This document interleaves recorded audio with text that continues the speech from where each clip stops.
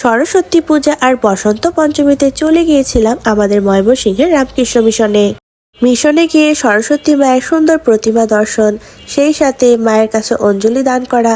অঞ্জলি শেষে রামকৃষ্ণ মিশনের গরম গরম ধোয়া ওঠা খিচুড়ি খেয়ে নিয়েছিলাম। আমার সরস্বতী পূজার দিন আমরা কি করেছিলাম সেই সরস্বতী পূজার দিনের ব্লগ ভিডিওটাই আমি আজকের ভিডিওটিতে শেয়ার করব তোমাদের সাথে। হ্যালো সবাইকে, কি খবর সবার, কেমন আছেন সবাই? আমি তো খুবই ভালো আছি। এটা আমার গত শুক্রবার জানুয়ারির 23 তারিখের ভিডিও ছিল। সেই দিন ছিল আমাদের সরস্বতী পূজা আর বসন্ত পঞ্চমী। দেখতে দেখতে বছর ঘুরে আবার সরস্বতী পূজাও চলে এসেছে।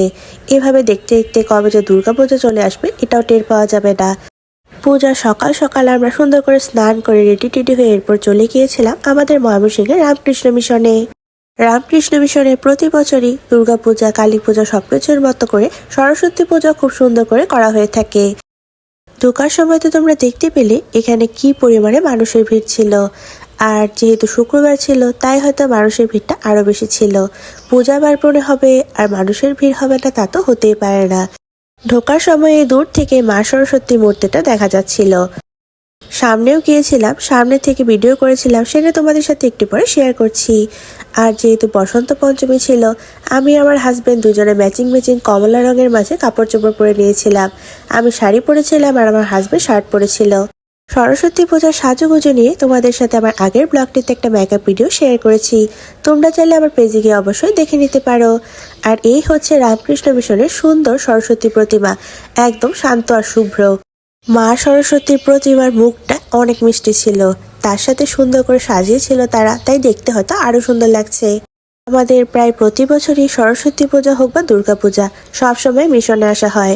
মিশনে আসলে মনটা কেন জানি অনেক বেশি ভালো লাগে।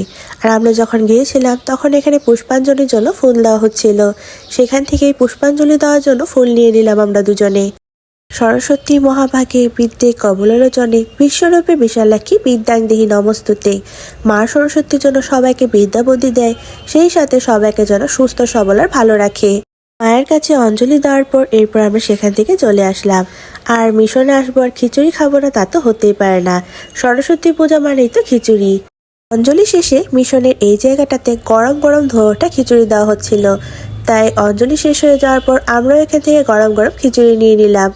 সরস্বতী পূজার এই গরম গরম খিচুড়িটা খেয়ে নেওয়ার পর এরপর আমরা মিশনের এখানে ঘোরাঘুরি করছিলাম।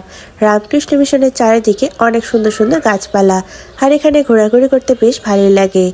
এখানে একটা পুকুরও রয়েছে, আর এই পুকুরটাও দেখতে অনেক বেশি সুন্দর ছিল। পুকুরে অনেক অনেক হাঁসও ছিল, দেখতে বেশ ভালোই লাগছিল। এই জায়গাটাতেও দাঁড়িয়ে আমরা কয়েকটা ছবি ভিডিও তুলে নিয়েছিলাম, কারণ জায়গাটা যেহেতু সুন্দর আর এত সুন্দর করে সাজুগুজু করে ছবি ভিডিও না করলে তো একদমই চলবে না। এখানের পরিবেশটা একদম মন ঠান্ডা হয়ে যায়। পুকুরে সুন্দর করে হাঁস ঘোরাঘুরি করছিল, দেখতে কিন্তু খুবই সুন্দর লাগছিল। রামকৃষ্ণ মিশনে সরস্বতী পূজা উপলক্ষে গান বাজনারও আয়োজন করা হয়েছিল, কিন্তু সেই সময়টুকু আমরা ছিলাম না, তাই তোমাদের সাথে ভিডিও করে শেয়ার করতে পারলাম না। তোমরা কারা কারা ময়মনসিংহ থেকে আমার ভিডিওটি দেখছো আর সরস্বতী পূজায় কারা ময়মনসিংহের রামকৃষ্ণ মিশনে গিয়েছো সেটাও কিন্তু আমাকে অবশ্যই কমেন্ট করে জানাতে পারো। সরস্বতী পূজায় রামকৃষ্ণ মিশনে আমরা বেশ কিছুক্ষণ সময় ছিলাম। সেখান থেকে এরপর একটা জায়গায় ঘুরতে চলে গিয়েছিলাম। কোথায় ঘুরতে চলে গিয়েছিলাম, তার সাথে কি করেছিলাম সেটা আমি তোমাদের সাথে আমার পরবর্তী ব্লগে শেয়ার করব। আমার আজকের সরস্বতী পূজার ব্লগটি যদি ভালো লেগে থাকে অবশ্যই কিন্তু একটু লাইক করে দিবা সবাই। নেক্সট ব্লগে আবার দেখা হচ্ছে। Thanks for watching, by.